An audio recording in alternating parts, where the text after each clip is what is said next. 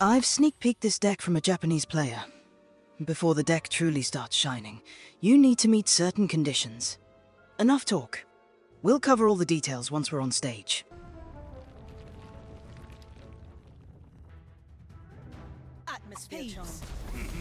One of our tasks is to successfully perform all 3 Mooncalf dances in sequence. And if the card is already in your hand, make sure you play it first. In most scenarios, the first dance should succeed without any issues. The role of the Mooncalf is twofold.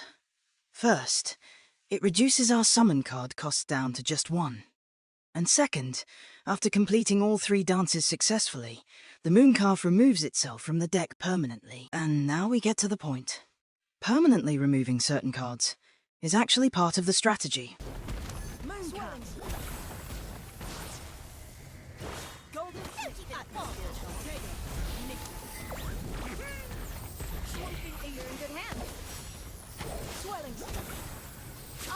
I've got your back. The second card we'll be removing from the deck permanently is Phoenix. Get this over with.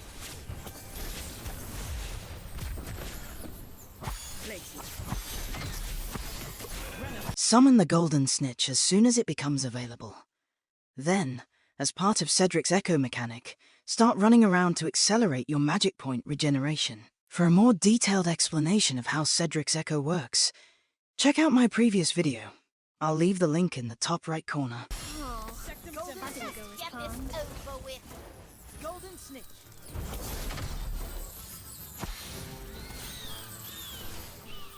Thieves. It's better to perform the second and third Mooncalf dances under the protection of Proteco Totalum. Just make sure you have enough magic points to cast both spells. Sorry, I let you down.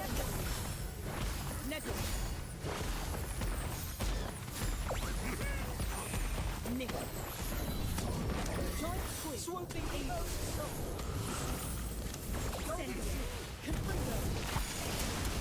A few words about the Rennervate spell. Using it restores a portion of your health. In my case, it healed 164 points. It also reduces the cost of every card currently in your hand by 1 each time you cast it. However, Rennervate becomes more expensive with every use, increasing its cost by 1 each time, and it can only be used up to 5 times. But what truly matters for this deck is the final condition. After its 5th use, Rennervate is permanently removed from your deck. It's time to perform the final Mooncalf dance and remove the card from our deck.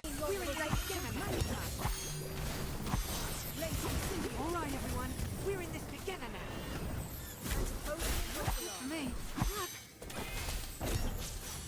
now. Alright, our setup is almost complete, and we can already start playing offensively. The only cards we still need to remove are Rennervate, and optionally Flu Network, depending on what kind of deck our opponent is running.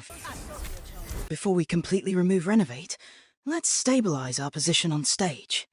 We'll start by taking down Ron using the only offensive card we have, Swooping Evil. Swooping Evil.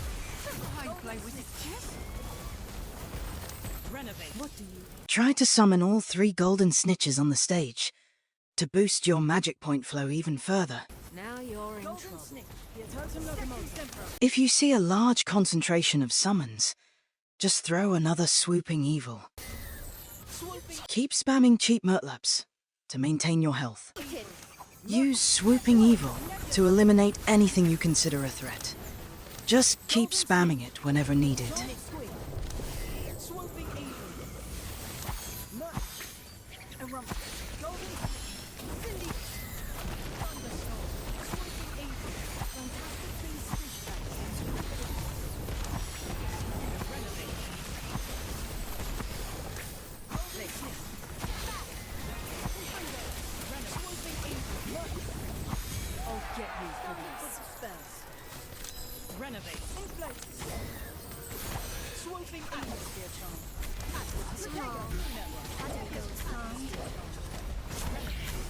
After using the final Rennervate and Flu Network, we've reached the point where only 4 cards remain in our hand.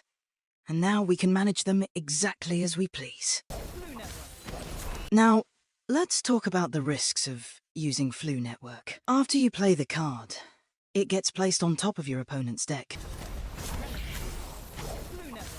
And if the opponent decides to use it, the Flu Network works in reverse. Swooping Evil. Sectum Sempra. Swooping Evil. Sending their summons directly behind our backs. I decided not to play the reverse game with them, and instead focused entirely on spamming. Having 5 cards left in the deck is still perfectly fine. I can alternate between Murtlap and Swooping Evil non-stop. Golden Snip. Swooping Evil. Swooping Evil. Golden Snip. Since we're fully ascended now, you'll only hear my character shouting Murtlap and Swooping Evil for the rest of the match. Golden Snip. My magic points stay fully sustained, because all 3 golden snitches are on the field, and I'm constantly moving to trigger Cedric's passive and regenerate magic even faster. Swooping Evil. Golden Snip. Swooping Evil. Swooping Evil. My health is already maxed out. I have got 40 movement points, and my magic bar is full. Swooping Evil also forces the opponents to run away, draining all of their movement points. Golden Snip Ball. Swooping Evil. Golden Snip. And here comes the sweet victory.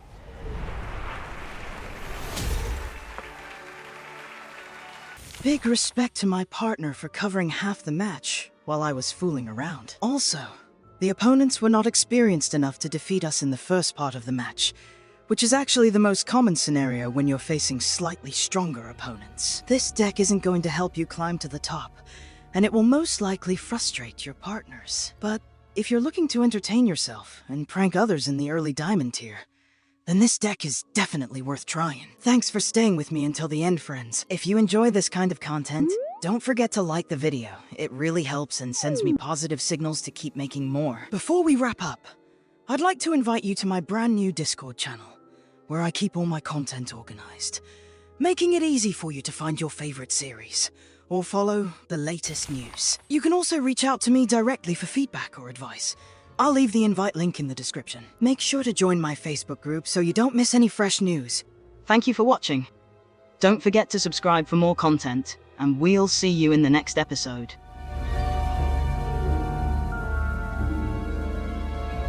Do you enjoy bullying weaker players with prank decks? Daniel, this is just an example of how the deck works. I never intended to bully anyone. Likely a story